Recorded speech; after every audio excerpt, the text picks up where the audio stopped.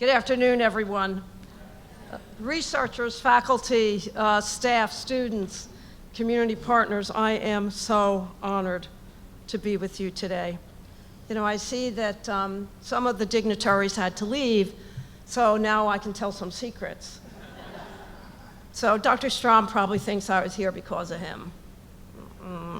No. Dr. Panettiere probably thinks I was here to shake his hand for the work he's done. Well, I could have done that, but I did do that. But that's not why I'm here. I'm here for two very big reasons. The first, I think you know. It's because Diane asked me. Did you ever try to say no to her? The second is because of all of you. This journey that we've been on for 2 years, 2.5 years, that continues, is not my journey, it's our journey. We would not have been as successful with over 90% of individuals in New Jersey that are eligible, receiving at least one dose, over 80% receiving their primary series. And we hit a milestone this week. I'm happy to say 55% received a booster. That's gotta be better though, that's gotta be better. So you know the COVID-19 pandemic has reinforced the critical need for partnerships among government, academia, community leaders, all of you, in protecting the public health. Nobody can do this by themselves. Public health, always a very important issue in New Jersey, received heightened attention and awareness with the emergence of this new novel virus never before seen in humans. In a short time, as individuals, as family members, as members of our community, as New Jerseyans, we faced unimaginable challenges. We've made incredible progress over the past 2 years, but our journey is not over. In the space between where we were and where we are now, organizations like New Jersey Heroes 2 stepped up and stepped in. Through your research, you brought together the thoughts and voices necessary to further highlight the health inequities to access and testing, vaccines, and other barriers to care. The studies you produced as part of New Jersey Heroes 2 complements the work that continues at the Department of Health. We recognize that the long-standing disparities and inequities that have contributed to the health disparities over time have also put so many communities of color at risk. Young Hispanic men, 3 and 4 times more likely to die from COVID-19 than their white counterparts. And African American Black men and women, 3 times more likely to die from COVID-19 than their white counterparts. To help reduce the risk in underserved communities, we launched the County Ambassador Program. Many of you took part in that. The ambassadors work closely with county and local health departments, as well as community-based organizations, to help boost vaccine availability and uptake. We made a pledge that everyone in New Jersey would be within a half-hour drive or a 15-minute walk to a vaccine site. There's 9.3 million people in New Jersey. 8.4 million are eligible right now. So that means 8.4 million individuals had to be within a 15-minute walk or a 30-minute drive. All but 265,000 individuals in New Jersey are within that 15-minute walk or 30-minute drive. We're going to find places for those 265,000 individuals. They are in our urban centers. They are the essential workers. They're the people that are working every day. And our mobile vans will be out to make sure that they have access to vaccines where they need it most in their communities. Our county ambassador efforts continue as we emphasize the need for vaccine series completion and booster protection. To help improve vaccination and booster rates, the department made the most of these types of partnerships.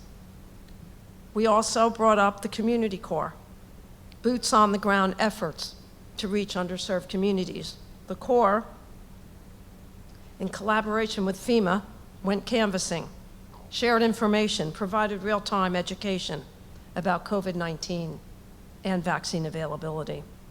The Corps has been instrumental in increasing vaccine confidence and communicating the accessibility of vaccine clinics, particularly in high-risk areas. Just as the department reinforced the strength of the community through engagement and outreach, we saw New Jersey heroes, too, doing exactly the same thing. In its creation, the study harnessed, your studies harnessed, the bilateral communication so that health partners, community leaders, and researchers could discuss messaging strategies.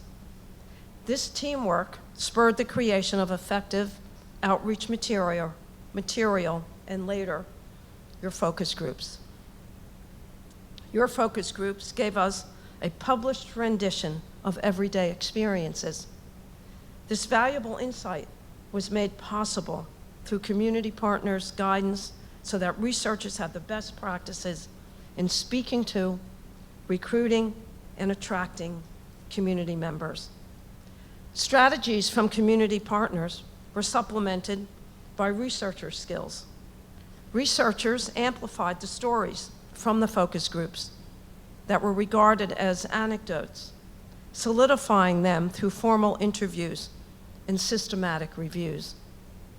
Their publication expands our collective understanding of how COVID-19 has affected communities. The interviews that sought Black and Latinx voices revealed shared concerns in our urban communities, logistical challenges to testing, the experience of loss, the desire for health, and the questions about initiatives. If there exists the ability as health partners, community leaders, and researchers to come together to identify people's concerns, then there also exists the ability to come together and address them. Our networks can communicate with one another in purpose and in mission to produce the positive health outcomes that accompany collaboration. New Jersey, as one of the most diverse states in the nation, has a distinct role to play in setting an example of working toward an equitable reality.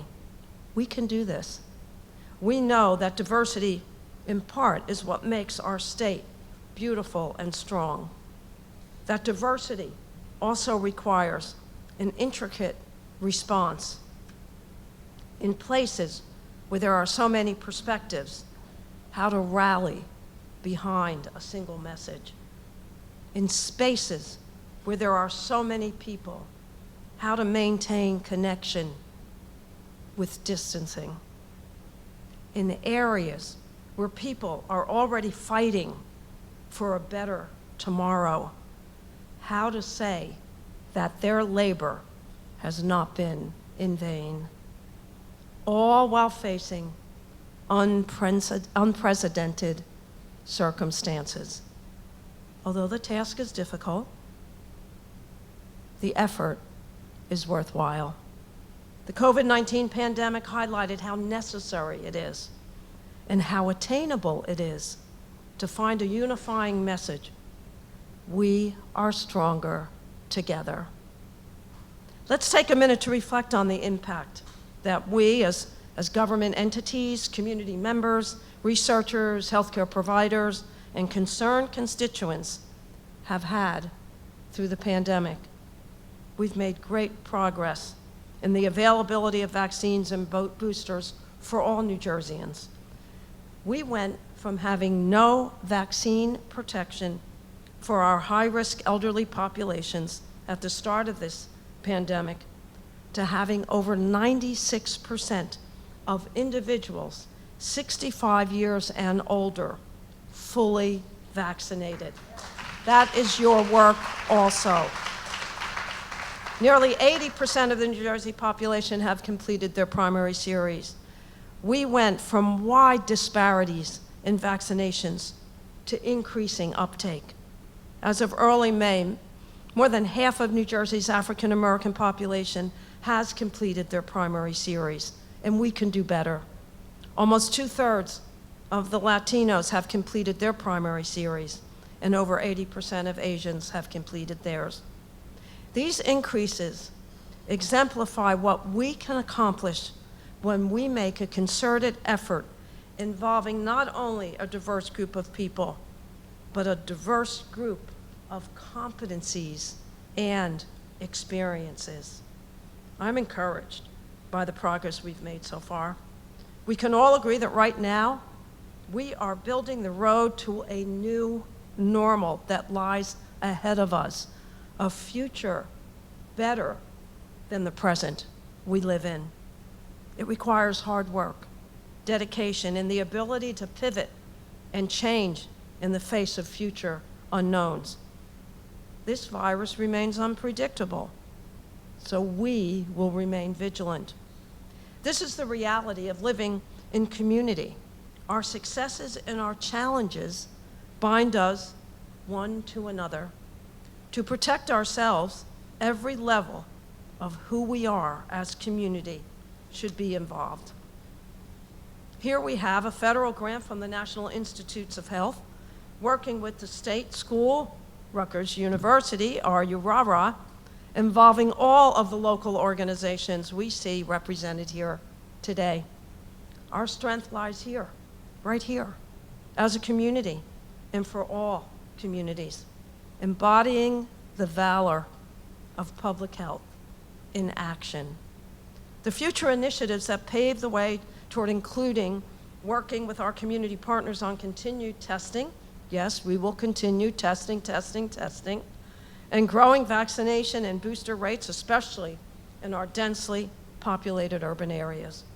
To improve the testing and vaccination experience, we remain attentive to the strategies recommended by the community and welcome the possibilities made accessible by the knowledge presented by all of you. We also have potential to build upon what we've learned, knowing more about health behaviors, thoughts, and feelings toward healthcare and health professionals, and the overall quality of care. These are important areas across all health services. By investing in multidisciplinary, multidimensional collaboratives during COVID-19 pandemic, we ensure that the foundation is strong to continue working in nimble, dynamic partnerships to address any health challenge that comes along. Through your work, remember, and this is really important, there are many, many people that are just living through this history.